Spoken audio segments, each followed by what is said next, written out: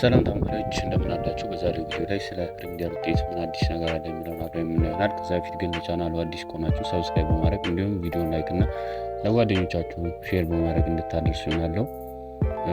እንግዲህ የ2017 ዓ.ም የሪሚዲያል ውጤት ማጠቃለያ ፈተና መቼ ይፋ ይደረጋል ለሚለው ጥያቄ ስንመለከት ከትምህርት ሚኒስቴር የኦፊሻል ገጹ ባገኘነው መረጃ መሰረት ከቀናቶች በፊት እንደተገለጸው ከሆነ የሪሚዲያል ተማሪዎች ውጤት ከሀገር አቀፍ የመውጫ ፈተና መጠናቀቅ በኋላ ባሉት ቀናት ይፋ የሚሆን ይሆናል።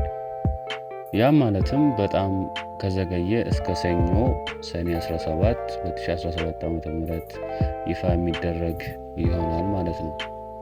የ2016 ዓ.ም የማጠቃለያ ፈተና ከ70% ተይዞ እንደነበረ የሚታወስ ሲሆን የዘንድሮ ማለትም የ2017 ዓ.ም ግን 100% ከማዕከል ብቻ የሚያዝ ይሆናል ማለት ነው።